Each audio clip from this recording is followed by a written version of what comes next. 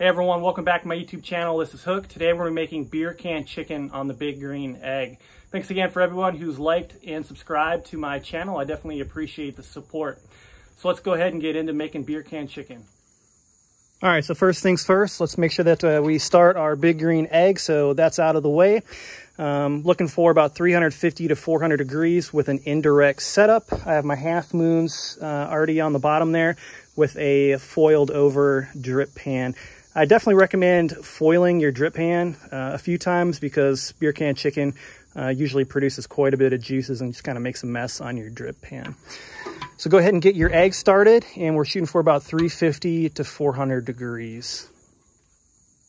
All right, so while your egg is getting the temperature, make sure you get everything else that you need ready for the cook. I got the 2 chickens that I bought for about $16 at Costco today. It came in a 2-pack, and I got my 2 beer can chicken holders that you can find in my online shop. I'll provide the Amazon link in the description. I got just normal yellow mustard that I'm going to use as a binder for my pork rub. And then for my rub here, I'm going to use Sweet Preacher pork rub. This is pork, but I'm going to use it on chicken as well. And I'm going to use that because it turned out really good on the pulled pork that I recently made. Then just for beer, obviously you can use whatever you want. And honestly, you don't even really need anything. But I got a couple Coors Lights that I'm looking to get rid of. So I chose 2 Coors Lights for this cook. All right, so the first thing that you're going to want to do here is get the beer ready. So you can about 1/2 to 3/4 per beer. Going to go ahead and put them in the holders like you see right here, and then we're going to put the chicken on them. All right, so you can do whatever you need to do to get half of those beers gone. I'll be right back. All right, welcome back. Went ahead and got rid of half of each of those Coors Lights. You can be creative in how you do that. And then now I'm just going to go ahead and put these chickens over the top. For the beer can chicken holders, obviously you're going to stick them in the cavities. Just make sure that when you get these things out of the bag, you reach up in there and make sure you pull out any of the gizzards or any other innards that may still be in the chicken when it comes out of the bag. All right, I'm gonna go ahead and put these on the holders and be right back. All right, so I went ahead and put each of these chickens on these beer can chicken holders. Just kind of push them down a little bit, and then I like to take the top skin here and just kind of fold it over to make sure you're covering up any of the neck cavity. Next step, I'm going to go ahead and put a nice layer of yellow mustard all around the chickens, and then that'll get me ready for the rub that I'm going to use. All right, so I got that light layer of yellow mustard. Next step is going to be coating each of the birds generously with your rub. So I'm going to go ahead and do that. Be right back. All right, as you can see, I got rub applied generously to each of those birds. Now they're ready to go on once my egg hits 400, which it has. All right, so obviously you want to stick these things as close to the center as you can for the vertical clearance.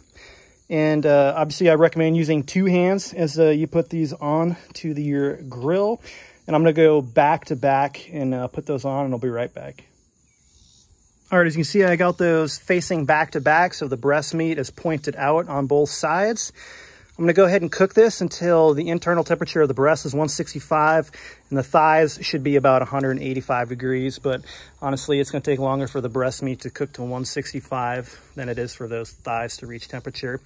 And again, you know, be cognizant of which bird is heating up faster, because you can just rotate this whole grate, or you can actually just kind of slide these things around on their little holders just to make sure that they're both cooking at approximately the same temperature.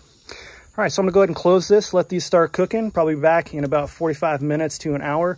And again, as always, if you find these videos useful, please like and subscribe to help me grow my channel. Thanks, and we'll be back in about 45 minutes. All right, welcome back. It's been about 50-ish minutes. It's looking good.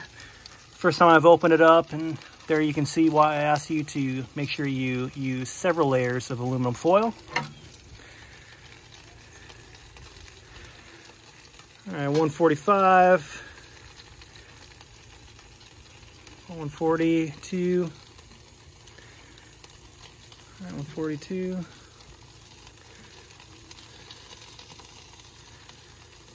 all right, 140, 50, 53,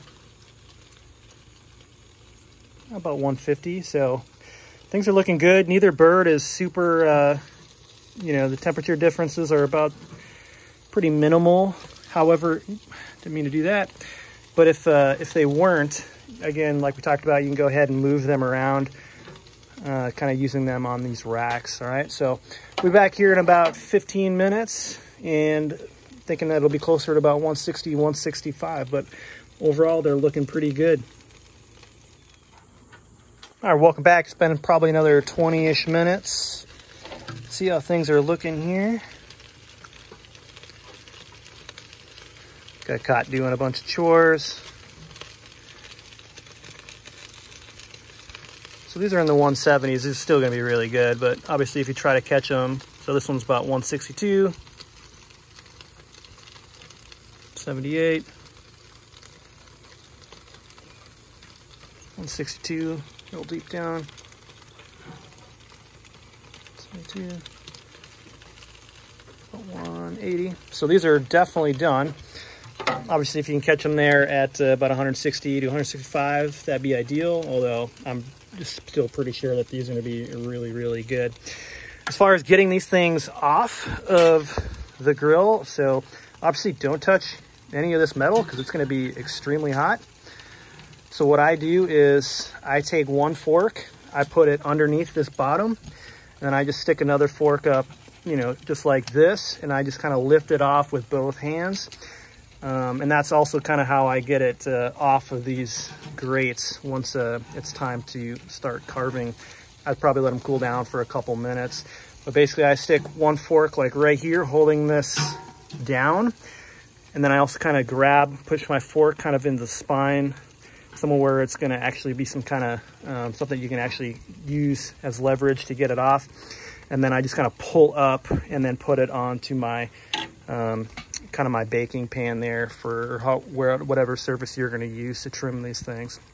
All right, so I'm going to go ahead and take these off and put them on my baking sheet or pan or whatever you're going to use. I'll be right back. All right, as you can see, I got the chickens taken off. The biggest highlight here is don't touch any of this metal for the foreseeable future. It's going to be really, really hot. And the beer in the can, all right, the mountains are not blue anymore, so make sure you don't spill any of that while you're pulling these chickens off and putting it onto a separate pan. Once you get it off on a pan, it's going to be just like cutting up any other poultry or whole chicken that you've sliced up before. Looking at this, I kind of tore this with that meat probe, but you can definitely tell that that meat is going to be nice and juicy. I'll take a picture of once I cut it up.